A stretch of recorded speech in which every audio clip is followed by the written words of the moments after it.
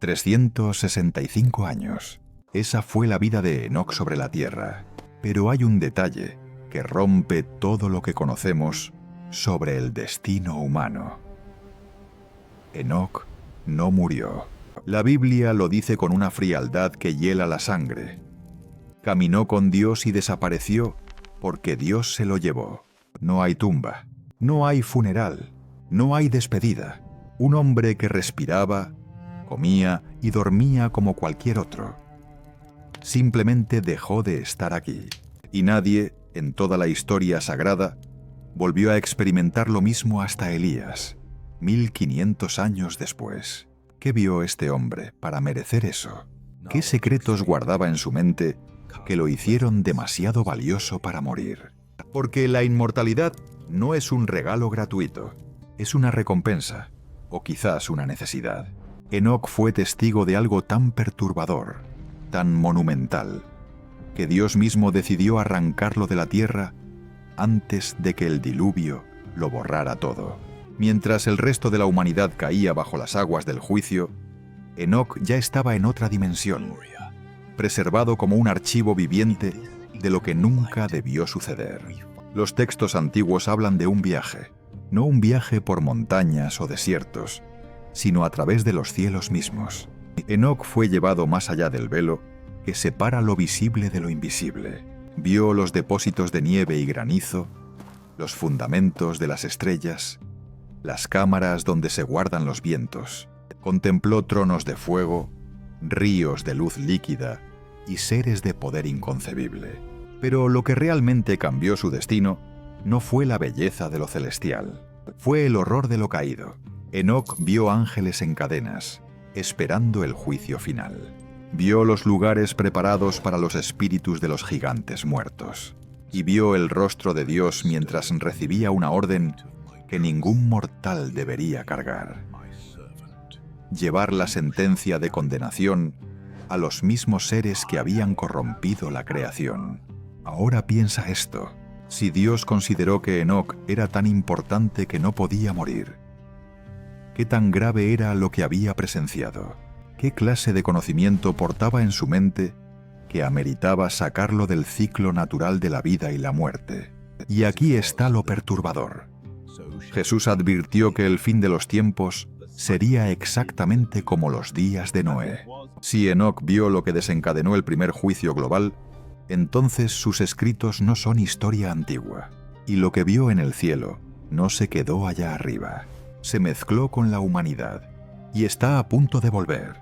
Génesis capítulo 5, versículo 24. 18 palabras en español, 22 en hebreo.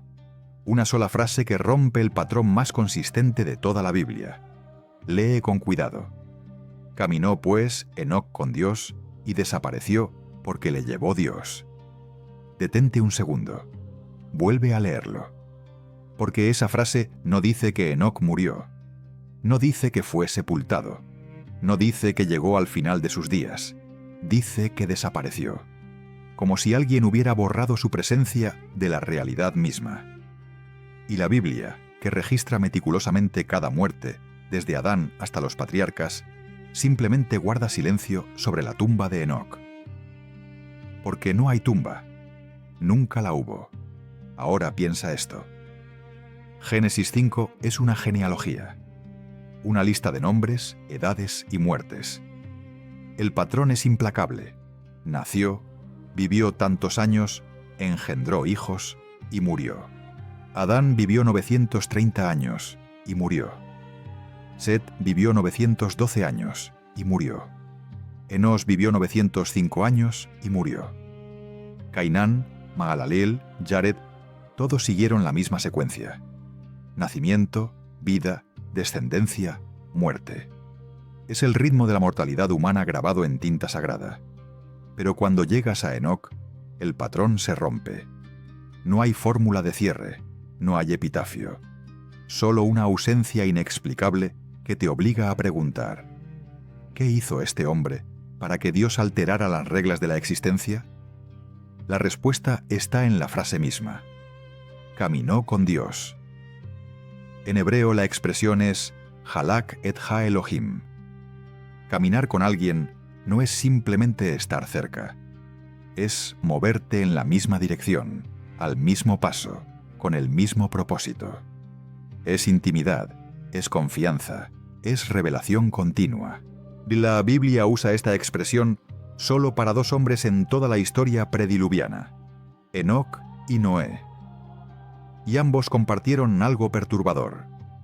Fueron testigos del colapso moral más catastrófico que la humanidad haya conocido. Ambos vieron lo que obligó a Dios a destruir su propia creación. Pero solo Enoc fue sacado antes del juicio. Solo él fue considerado tan valioso, tan necesario, que no podía morir. ¿Coincidencia? Mira los números. Enoc vivió 365 años, exactamente el número de días en un año solar. No 360 mitas, no 366, 365. Como si su vida entera hubiera sido un ciclo completo, un mensaje codificado en el tiempo mismo. Y aquí está lo que muchos pasan por alto. Enoc no fue arrebatado al nacer, ni en su juventud. Fue llevado después de vivir, de tener hijos, de ser testigo de la corrupción creciente de su época. Dios esperó hasta que Enoc hubiera visto suficiente, hasta que hubiera registrado suficiente, hasta que su testimonio estuviera completo. Y entonces lo sacó del tablero antes de que las aguas lo borraran todo. Pero hay algo aún más perturbador. Hebreos capítulo 11, versículo 5, nos da una pista adicional. Por la fe Enoc fue traspasado para no ver muerte, y no fue hallado, porque lo traspasó Dios. Y antes que fuese traspasado, tuvo testimonio de haber agradado a Dios. La palabra griega para traspasado es metatitemi. No significa simplemente mover de un lugar a otro. Significa transferir, cambiar de estado, reubicar entre dimensiones. Enoc no subió al cielo como un cohete. Fue transferido. Su cuerpo mortal fue transformado para existir en un plano que no admite corrupción. Y ese proceso, esa metamorfosis, sucedió porque Enoc tenía algo que Dios necesitaba preservar: su testimonio, su registro, su conocimiento de lo que vio. Ahora detente y piensa en la proporción. Desde Adán hasta el diluvio, la Biblia menciona miles de personas. Generaciones enteras nacieron, vivieron y murieron. Pero solo un hombre fue considerado digno de saltarse la muerte. Solo uno caminó tan cerca de Dios que fue arrancado de la mortalidad misma. ¿Qué vio Enoc que lo hizo irreemplazable? ¿Qué secretos guardaba en su mente que ameritaban quebrar las leyes naturales de la existencia? Porque esto no fue un capricho divino. Fue una decisión estratégica. Enoc sabía algo. Había sido testigo de algo. Y Dios no podía permitir que ese conocimiento muriera bajo las aguas. Lee Judas, versículo 14. Una carta pequeña, casi al final del Nuevo Testamento, que de repente cita algo que no está en ningún libro canónico de la Biblia. De estos también profetizó Enoc, séptimo desde Adán, diciendo: He aquí, vino el Señor con sus santas decenas de millares, para hacer juicio contra todos. Espera, ¿Enoc profetizó? ¿Enoc escribió? La Biblia no contiene ningún libro de Enoc en su canon oficial, pero Judas, escribiendo bajo inspiración del Espíritu Santo, confirma que Enoc dejó escritos, registros, profecías. Y esos textos hablaban del juicio venidero, de decenas de millares de santos, de la condenación de los impíos. Enoc no solo vio, escribió. Y lo que escribió era tan importante que los apóstoles del primer siglo lo conocían, lo citaban, lo consideraban auténtico. Ahora todo comienza a encajar. Enoc no fue arrebatado porque era simplemente un buen hombre. Fue arrebatado porque era un testigo clave, un archivero, un profeta que había documentado eventos que la humanidad necesitaba recordar. Su vida de 365 años no fue aleatoria, fue simbólica. Un año completo de testimonio humano antes de ser transferido a la eternidad. Y su desaparición no fue un final. Fue un ascenso, una promoción, un cambio de asignación, porque lo que Enoc vio en la tierra no era suficiente. Lo que necesitaba ver estaba más allá del velo. En los cielos, en las regiones donde los ángeles habitaban, en los lugares donde se gestaba la rebelión que corrompería toda la creación. Y aquí está la pregunta que debes guardar, porque la respuesta está en lo que viene después. Si Dios sacó a Enoc de la tierra para preservarlo, ¿de qué lo estaba protegiendo exactamente? ¿Qué estaba por venir que era tan catastrófico, tan absoluto, que ameritaba salvar a un solo hombre antes del desastre? La Biblia dice que el diluvio destruyó todo, toda carne, toda la tierra, todo lo que respiraba. Pero antes de que cayera la primera gota, Enoc ya estaba fuera del alcance de las aguas. Y lo que vio desde su nueva perspectiva, lo que le fue revelado en los cielos, cambiaría nuestra comprensión de por qué el diluvio fue necesario. Porque no fue simplemente un castigo por pecado humano. Fue una cirugía cósmica. Un reinicio forzado. Y Enoc fue el único testigo mortal que vio ambos lados de la historia. Lo que sucedió en la tierra y lo que se decidió en el cielo. Su inmortalidad no fue un premio, fue una herramienta, y los secretos que Dios le mostró están a punto de revelarse. Génesis capítulo 6, versículo 2. 16 palabras que la mayoría lee como un detalle secundario de genealogía antigua. Pero lo que describe es el evento más catastrófico de la historia prediluviana, la violación más grave del orden cósmico. El momento exacto en que la línea entre lo celestial y lo terrenal fue cruzada de manera irreversible. Lee despacio. Viendo los hijos de Dios que las hijas de los hombres eran hermosas, tomaron para sí mujeres, escogiendo entre todas. Los hijos de Dios. En hebreo, Bene Elohim. Esta expresión aparece 5 veces en el Antiguo Testamento, y cada vez, sin excepción, se refiere a seres angélicos. No a hombres piadosos, no a descendientes de Set, a ángeles, seres celestiales que abandonaron su dominio original para mezclarse con la humanidad. Y aquí es donde todo comienza a escalar. La palabra hebrea para tomaron es lakach. No sugiere matrimonio consensuado. Sugiere apropiación, captura, selección forzada. Estos seres no pidieron permiso. No siguieron protocolo humano. Simplemente escogieron. Y la frase «entre todas» indica que no hubo discriminación, no hubo límites. Cualquier mujer que consideraran deseable fue tomada. Ahora piensa en la escala. Génesis no está hablando de un incidente aislado. Está describiendo un patrón sistemático, una invasión, una colonización.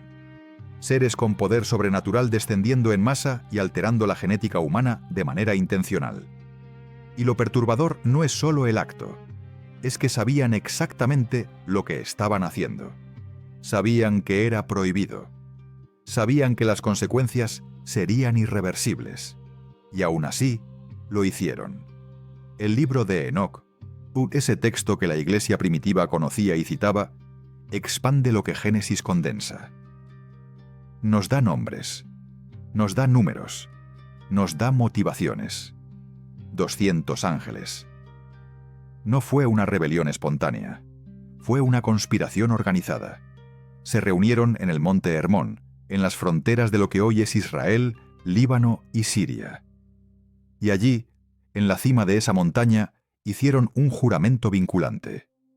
Se comprometieron mutuamente a descender, a tomar esposas humanas y a enseñar a la humanidad secretos que Dios había reservado. El líder se llamaba Semiaza. Otros nombres resuenan como ecos de antiguas pesadillas: Azazel, Armaros, Baraquel, Cocabiel, Tamiel, Asael, cada uno con su especialidad, cada uno con su área de conocimiento prohibido, y cada uno consciente de que lo que estaban por hacer los condenaría para siempre. Y esto explicaría por qué el mundo antediluviano alcanzó niveles de tecnología y conocimiento que no deberían existir en esa época.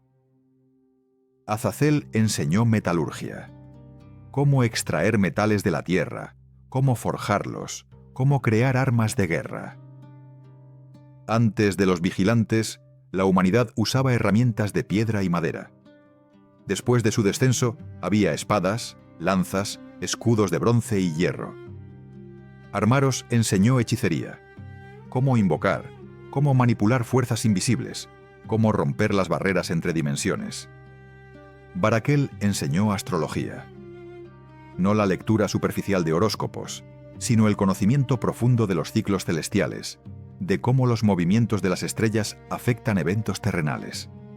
Cocabiel enseñó los secretos de las constelaciones. Tamiel enseñó astronomía.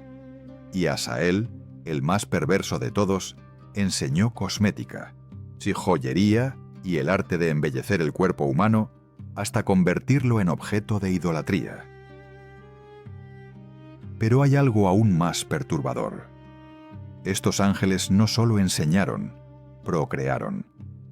El versículo de Génesis 6 lo confirma: había gigantes en la tierra en aquellos días, y también después que se llegaron los hijos de Dios a las hijas de los hombres, y les engendrarán hijos. La palabra hebrea es Nefilim. Literalmente significa los caídos o los que hacen caer. No eran simplemente humanos altos, eran híbridos, mitad celestial, mitad terrenal. Seres con fuerza sobrehumana, con conocimiento heredado de sus padres angélicos, con ambiciones que ningún mortal común podía satisfacer. Y multiplicaron. Génesis 6 dice: y también después, lo que implica que la corrupción genética continuó incluso después del primer contacto. Generaciones de Nefilim. Dinastías de gigantes.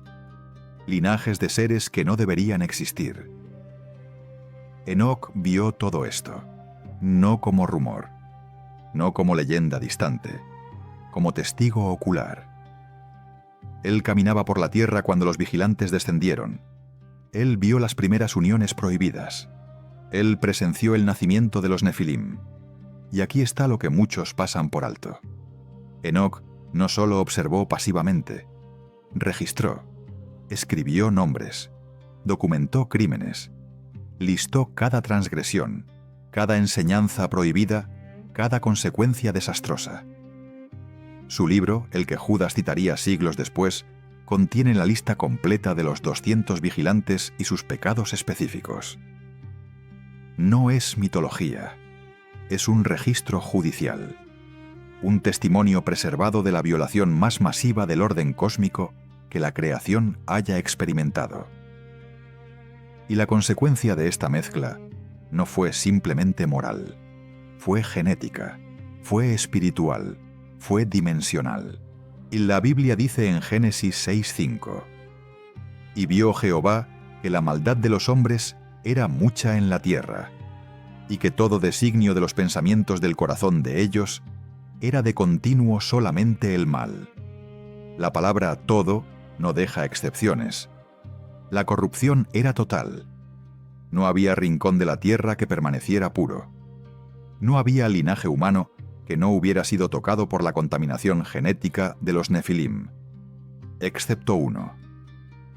Génesis 6:9 dice que Noé era perfecto en sus generaciones. La palabra hebrea es tamim. Se usa en Levítico para describir animales sin defecto para el sacrificio. Implica pureza genética. Noé no era moralmente superior a todos los demás. Era genéticamente puro. Su ADN no había sido corrompido por la mezcla con los Nefilim, y por eso fue elegido para preservar la especie humana.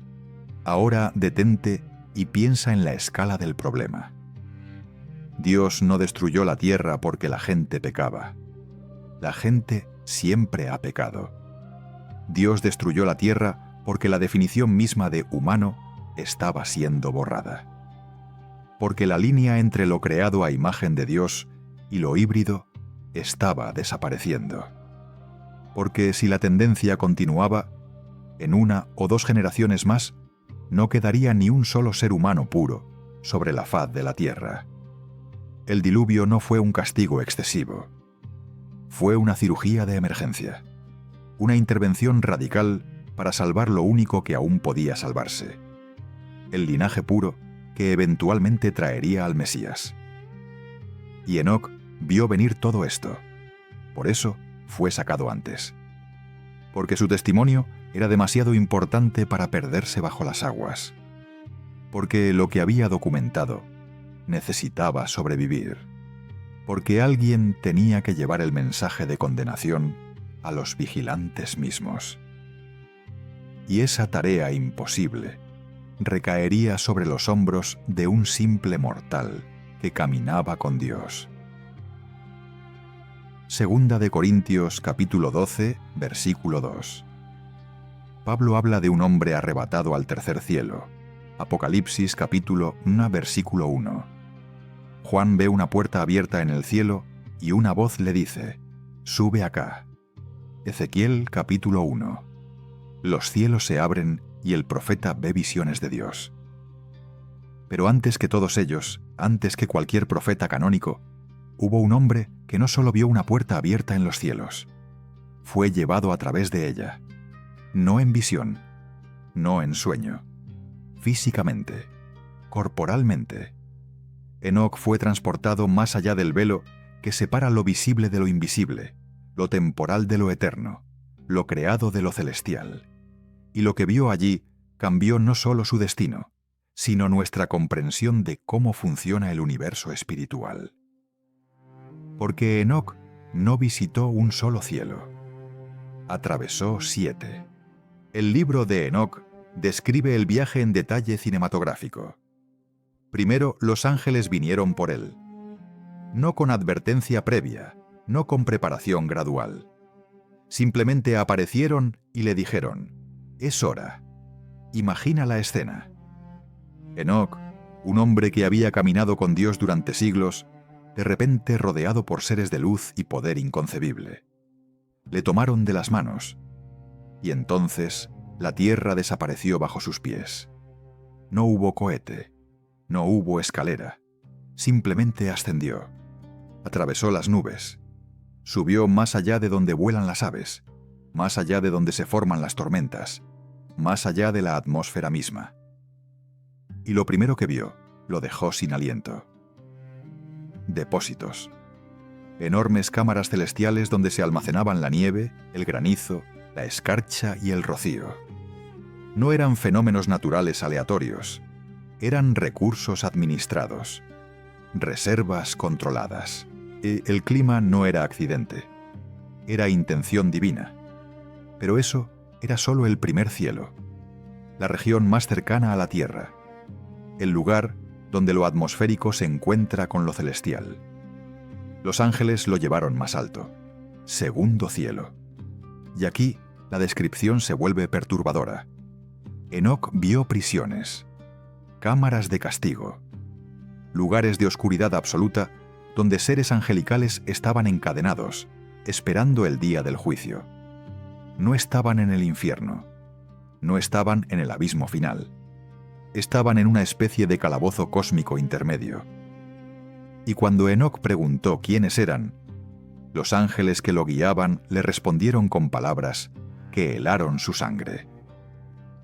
Estos son los que abandonaron su habitación original, los que descendieron sin permiso, los que se mezclaron con las hijas de los hombres. Algunos de los vigilantes ya habían sido apresados. No todos, no los 200, pero una parte de ellos ya pagaban el precio de su transgresión, y sus gritos resonaban en las cámaras oscuras como advertencia de lo que viene para los que aún permanecían libres en la tierra. Tercer cielo. Pablo lo mencionaría siglos después como el lugar del paraíso. Enoc lo describe como un jardín de magnificencia imposible. Árboles que brillan con luz propia. Ríos de agua cristalina que fluyen sin fuente visible. Frutos que nunca se marchitan. Y en el centro de todo, el árbol de la vida. No una metáfora, un árbol real, físico, cuyas hojas exhalan fragancias que sanan y restauran. Enoc caminó por ese jardín, tocó sus plantas, respiró su atmósfera y entendió por qué Adán y Eva fueron expulsados de un lugar similar en la tierra. Porque el acceso al árbol de la vida no es automático, es condicional, es ganado, es reservado para los que completen la prueba de la mortalidad sin corromperse. Enoc estaba viendo el destino final de los justos, el lugar preparado para los que resistan hasta el fin. Cuarto cielo. Aquí las descripciones se vuelven astronómicas.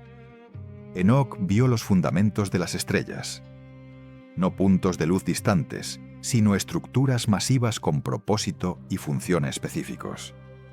Vio las órbitas del Sol y la Luna. Vio las puertas por donde salen en sus estaciones. Vio los vientos que los impulsan, los ángeles que los guían, las leyes que los mantienen en su curso. Y aquí está lo que rompe nuestra comprensión moderna. Las estrellas no eran bolas de gas flotando en el vacío. Eran seres, entidades vivientes, cada una con un ángel asignado, cada una con una canción que cantar en el coro celestial.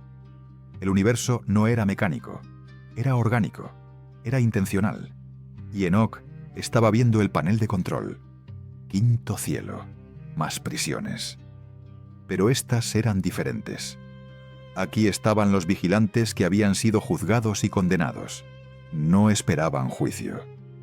Ya habían sido sentenciados, y su tormento era eterno. Enoc los vio encadenados con cadenas que no eran de metal, sino de oscuridad solidificada. Los escuchó suplicar por misericordia. Los vio llorar por sus hijos, los Nefilim, que habían quedado en la tierra y pronto serían destruidos por el diluvio. Pero no había apelación. No había segunda oportunidad. Su rebelión había sido definitiva. Su castigo sería igual. Y Enoc, el testigo mortal, estaba siendo llevado a través de estas cámaras de horror para que entendiera la seriedad de lo que estaba por venir en la tierra.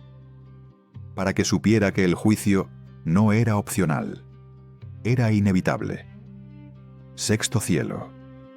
Aquí Enoc encontró a los ángeles de mayor rango, los que administran las estaciones, los años, los ríos, los mares, los frutos de la tierra, los que registran cada acción humana, los que llevan las oraciones de los santos ante el trono de Dios.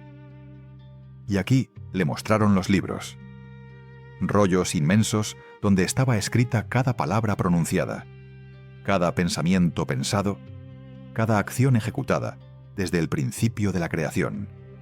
Enoc vio su propio nombre en esos registros, vio los nombres de sus descendientes, vio la línea que llevaría a Noé, y de Noé a Abraham, y de Abraham al Mesías. Todo estaba escrito, todo estaba planeado. Y el diluvio que estaba por venir no era una reacción emocional de un Dios frustrado. Era el paso necesario en un plan que ya estaba registrado antes de que la primera gota cayera. Y entonces llegó al séptimo cielo, el más alto, el lugar del trono. Enoc no puede describir completamente lo que vio porque el lenguaje humano no tiene palabras para ello. Y habla de fuego, de luz que no quema, pero que penetra hasta el alma, de seres con 6 alas que no cesan de proclamar, Santo, Santo, Santo, de un trono que no es de materia, sino de gloria pura. Y sobre ese trono, una presencia que no puede ser mirada directamente. Enoc cayó sobre su rostro. No por mandato, sino porque sus rodillas simplemente no pudieron sostenerlo. Y desde ese trono, desde esa presencia imposible de describir, vino una voz. no audible como las voces humanas, sino que resonaba directamente en el centro de su ser. Y esa voz le dio una tarea, una misión, un encargo que ningún mortal debería llevar. Enoc sería el mensajero, el portador de la sentencia, el que llevaría la palabra de condenación a los vigilantes que aún permanecían en la tierra. Y después de cumplir esa misión, nunca volvería. Porque una vez que ves el séptimo cielo, la tierra se vuelve insoportablemente pequeña. Una vez que escuchas la voz del trono, todo otro sonido es silencio. Enoc había sido transformado, y su regreso a la tierra sería solo temporal. Imagina recibir la tarea más imposible de la historia. No predicar esperanza, no ofrecer salvación, sino llevar la sentencia de condenación eterna a seres que alguna vez caminaron en la presencia de Dios. Seres con poder para destruirte con un pensamiento. Ángeles caídos que habían enseñado a la humanidad los secretos de la guerra, la hechicería y la manipulación cósmica. Y tú, un simple mortal, debes mirarlos a los ojos y decirles: no hay apelación, no hay misericordia, no hay esperanza. Esa fue la misión que Dios le dio a Enoc después de mostrarle los 7 cielos. Y lo perturbador no es solo que aceptara, es que los vigilantes, en su desesperación, creyeron que un humano podía interceder por ellos ante el trono del Altísimo. Creyeron que había una posibilidad. Estaban equivocados. El libro de Enoc registra el momento con una precisión escalofriante. Enoc regresó a la tierra, no de la misma manera que se fue. Algo en él había cambiado. Su cuerpo seguía siendo de carne, pero sus ojos habían visto lo eterno. Su mente seguía siendo humana, pero su entendimiento había sido expandido más allá de lo natural. Los vigilantes lo sabían. Podían sentir que había estado en lugares prohibidos para ellos ahora. Y cuando Enoc llegó al monte Hermón, donde los 200 habían hecho su pacto original, ellos ya lo estaban esperando. Semyaza, el líder, se adelantó. Su rostro, que alguna vez brilló con la gloria celestial, ahora estaba marcado por la corrupción de siglos mezclándose con lo terrenal. Y le preguntó a Enoc, con una voz que mezclaba autoridad y súplica: ¿qué mensaje traes del Altísimo? Enoc no titubeó, no suavizó el golpe. Abrió su boca y las palabras que salieron no eran suyas. Eran la sentencia directa del trono. Así dice el Señor: ustedes deberían interceder por los hombres, no los hombres por ustedes. Detente un segundo y absorbe el peso de esa frase. Los ángeles fueron creados para servir, para proteger, para interceder por la humanidad ante Dios. Pero ahora la dinámica se había invertido de manera grotesca. Los caídos estaban rogando que un humano los representara ante el tribunal celestial. Y la respuesta de Dios era devastadora. Han perdido su función, han traicionado su propósito, han corrompido su naturaleza. No hay intercesión posible. La sentencia está sellada. Y Enoc, el mortal que caminaba con Dios, tenía más acceso al trono que ellos jamás volverían a tener. Pero los vigilantes no aceptaron la sentencia fácilmente.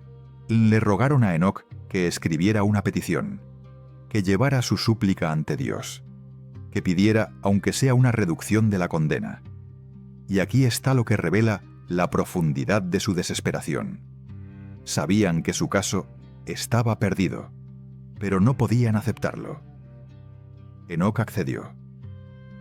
No porque tuviera esperanza de cambiar el veredicto, sino porque Dios mismo le ordenó hacerlo para que quedara registrado que incluso en su rebelión se les dio oportunidad de ser escuchados.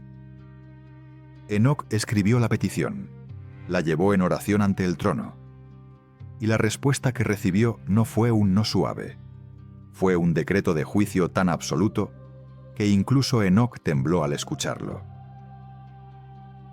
Dios le mostró a Enoc una visión. Nubes densas, aguas turbulentas, fuego descendiendo del cielo, y una voz que resonaba como trueno. Ve y dile a los vigilantes del cielo que han abandonado la altura elevada del cielo y se han contaminado con mujeres, y han actuado como los hijos de la tierra tomando esposas. Ustedes no tendrán paz ni perdón de pecado. Y en cuanto a sus hijos, la destrucción de sus amados, ellos la verán, y no tendrán placer en ellos, sino que caerán por la espada ante sus ojos. No fue un castigo individual, fue una erradicación sistémica. Los nefilim, los híbridos nacidos de la unión prohibida, serían destruidos. No algunos, todos.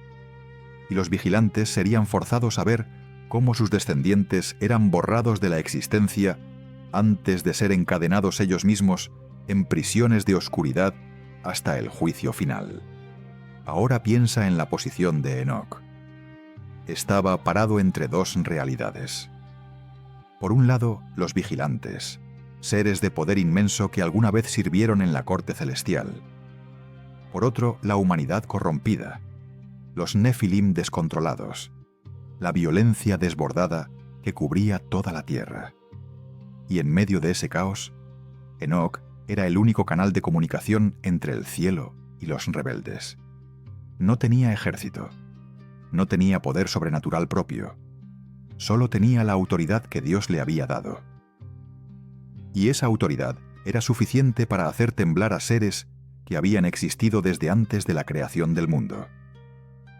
Porque no era la autoridad de Enoc, era la autoridad del que lo envió. Y contra esa autoridad no hay apelación posible. Enoc regresó al monte Hermón con la respuesta. Los vigilantes se reunieron una vez más, y esta vez no había arrogancia en sus rostros, solo terror. Enoc leyó el decreto completo. Cada palabra era un martillo golpeando el último clavo en su ataúd cósmico. No habría perdón, no habría reducción de sentencia. Sus hijos serían destruidos ante sus ojos. Ellos serían encadenados en oscuridad hasta el día del juicio final. Y después de ese juicio serían arrojados al lago de fuego preparado para el diablo y sus ángeles. La rebelión más grande de la historia había terminado. No con un grito, sino con un gemido. Los vigilantes cayeron sobre sus rostros, sabiendo que su destino estaba sellado. Y Enoc, el hombre que nunca moriría, fue el instrumento de su condenación. Pero aquí está lo que muchos pasan por alto. Enoc no solo llevó la sentencia a los vigilantes, también llevó la advertencia a la humanidad. Porque los humanos que habían participado voluntariamente en la corrupción, los que habían aprendido las artes prohibidas, los que habían adorado a los nefilim como dioses, también enfrentarían el juicio. El diluvio no sería selectivo. No perdonaría a los que dijeron, yo solo seguía órdenes. Borraría todo, toda carne, toda estructura, toda memoria de la civilización corrompida. Y solo 8 personas sobrevivirían: Noé y su familia, el único linaje que había permanecido genéticamente puro, el único que aún llevaba la imagen de Dios sin contaminación. Enoc sabía esto. Por eso su mensaje no era solo de condenación, era de urgencia. Arrepiéntanse mientras hay tiempo. Regresen al diseño original, porque el reloj ya está corriendo. Y cuando llegue la hora, no habrá prórroga. Después de llevar la sentencia a los vigilantes, algo cambió en la misión de Enoc. Ya no era solo un testigo del juicio venidero. Ahora sería un estudiante, un aprendiz de misterios que ningún mortal había recibido antes. Porque Dios no solo quería que Enoc viera el cielo, quería que entendiera cómo funciona, que comprendiera los mecanismos invisibles que sostienen la creación, que aprendiera las leyes que gobiernan el tiempo, el espacio y los ciclos eternos del cosmos. Y lo que recibió no fue conocimiento superficial, Fue un curso intensivo en física celestial, astronomía divina y cronología sagrada. Enoc estaba siendo preparado para algo que trascendía su época. Estaba siendo equipado con sabiduría que sería necesaria no solo para su generación, sino para los últimos días. El libro de Enoc dedica capítulos enteros a describir lo que le fue revelado sobre el Sol. No el disco brillante que vemos en el cielo, el verdadero Sol, sus puertas, sus órbitas, sus funciones precisas. Enoc vio que el Sol no se mueve aleatoriamente. Sale por puertas específicas en el horizonte oriental. 6 puertas durante el año. Cada una corresponde a un periodo específico de tiempo. Durante el solsticio de verano, el Sol sale por la puerta más al norte. Durante el solsticio de invierno, por la más al sur. Y entre esos extremos se mueve gradualmente, marcando los días, las semanas, los meses con precisión matemática. Esto no era astrología pagana, era astronomía revelada. El diseño exacto de cómo Dios programó el reloj cósmico para que la humanidad pudiera medir el tiempo con exactitud. La luna recibió igual atención. Enoc aprendió que la luna tiene su propio conjunto de puertas, 12 en total, y su ciclo de 29 días y medio no es accidental, es intencional. La luna fue diseñada para marcar los meses, para señalar las festividades sagradas, para gobernar las mareas y los ritmos biológicos de la Tierra. Pero aquí está lo que Enoc descubrió y que rompe nuestra comprensión moderna. La luna no genera su propia luz. Refleja la luz del Sol en proporciones exactas, controladas por ángeles asignados. Cada fase lunar, cada creciente, cada menguante es administrada. No hay caos en los cielos. Hay orden, hay diseño, hay propósito. Y Enoc fue el primer humano en recibir el manual de operaciones. Los vientos no son corrientes de aire aleatorias empujadas por diferencias de presión. Enoc vio sus almacenes, sus nombres, sus funciones específicas. El viento del este que trae sequía. El viento del oeste que trae lluvia. El viento del norte que trae frío. El viento del sur que trae calor. Cada uno con un ángel a cargo. Cada uno liberado en el momento exacto, según el calendario divino. Y aquí está lo perturbador. Los vientos no solo afectan el clima, afectan eventos humanos. Naciones han caído porque el viento del este secó sus cosechas. Imperios se expandieron porque el viento del oeste trajo lluvias abundantes. La historia humana no es solo el resultado de decisiones políticas o económicas.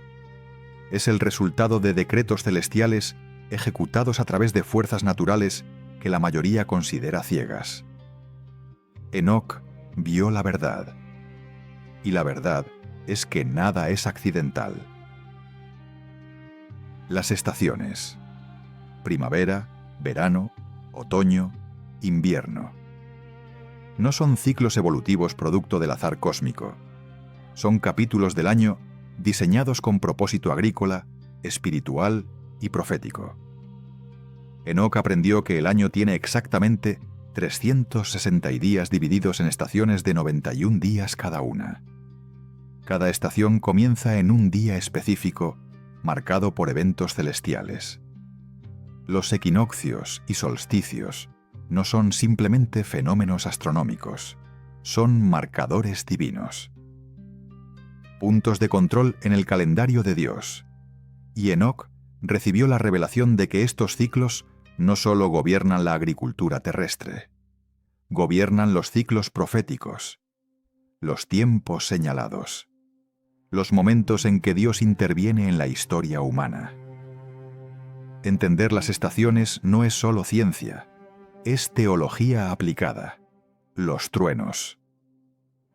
Enoc escuchó sus 7 voces, y no es poesía, es descripción literal. Cada trueno tiene un tono diferente, una frecuencia diferente, un mensaje diferente. Algunos anuncian juicio, otros anuncian bendición, Algunos preceden terremotos, otros preceden revelaciones. Apocalipsis capítulo 10 menciona los 7 truenos que pronunciaron sus voces, pero a Juan se le prohibió escribir lo que dijeron. Enoc no tuvo esa restricción. A él se le permitió registrar el significado de cada trueno, el propósito de cada relámpago, la función de cada tormenta. Y lo que aprendió es que las tormentas no son descargas eléctricas sin sentido. Son manifestaciones de la voz de Dios hablando a través de la creación. Salmo 29 lo confirma. La voz de Jehová está sobre las aguas. El Dios de gloria truena. Enoc escuchó esas voces y entendió su lenguaje. Las estrellas, no puntos de luz decorativos en el cielo nocturno. Enoc aprendió sus nombres. Todos. Cada estrella tiene un nombre específico dado por Dios. Salmo 147, versículo, dice: Él cuenta el número de las estrellas y a todas ellas llama por sus nombres. Enoc recibió esa lista. No solo los nombres, sino sus funciones. Cada estrella tiene un propósito. Algunas marcan direcciones para navegantes, otras señalan tiempos proféticos. Otras son puertas a dimensiones que aún no comprendemos. Y cada estrella tiene un ángel asignado que la guía en su órbita. El universo no es una máquina sin sentido. Es un coro organizado. Cada estrella canta. Cada constelación cuenta una historia. Y Enoc fue el primer bibliotecario de esas historias celestiales. Pero aquí está lo que muchos pasan por alto. Todo este conocimiento no fue dado por curiosidad académica. Fue dado con propósito profético. Enoc estaba aprendiendo el calendario de Dios. Los ciclos que marcan eventos mayores en el plan divino. Los años jubilares. Las semanas de años. Los tiempos señalados que determinan cuándo Dios interviene y cuándo permite que la humanidad siga su curso. Este conocimiento se perdió en el diluvio, pero Enoc lo había registrado, y ese registro sobrevivió. Noé lo heredó, Abraham lo estudió, Moisés lo consultó, Daniel lo usó para calcular las 70 semanas, y Juan lo vio cumplirse en Apocalipsis. Enoc no estaba aprendiendo astronomía antigua, estaba recibiendo el esquema del fin de los tiempos. Y esto explicaría por qué Enoc fue considerado tan valioso que no podía morir.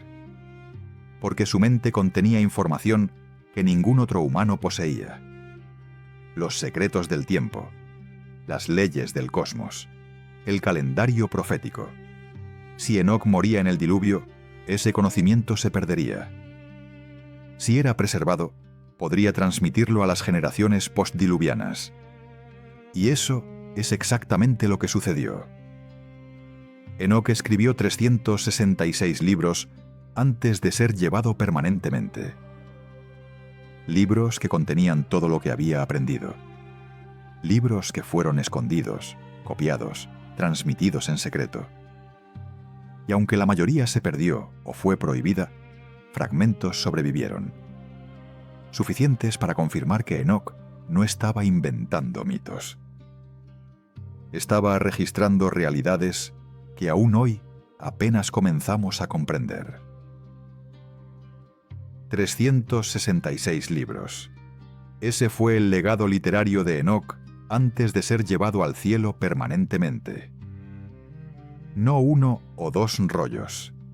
366 volúmenes completos de conocimiento celestial, profecía, historia prediluviana y advertencias para las generaciones futuras. El libro de los jubileos lo confirma. Enoc fue el primer hombre en aprender a escribir, en organizar conocimiento, en preservar revelación divina en forma escrita. Y durante sus 365 años en la tierra, documentó meticulosamente todo lo que vio, todo lo que aprendió, todo lo que Dios le reveló. Pero aquí está lo perturbador. De esos 366 libros, solo fragmentos sobrevivieron. El resto fue deliberadamente suprimido, escondido o destruido. ¿Por qué? Porque lo que contenían era demasiado peligroso, demasiado revelador, demasiado incómodo para las estructuras de poder religioso que vendrían después. El libro de Enoc que conocemos hoy es solo una fracción de lo que escribió originalmente. Y aún así, su contenido fue tan controversial que fue excluido del canon bíblico por la mayoría de las tradiciones cristianas. No porque fuera falso. Los padres de la Iglesia primitiva lo citaban constantemente. Tertuliano lo consideraba escritura inspirada. Orígenes lo mencionaba con respeto.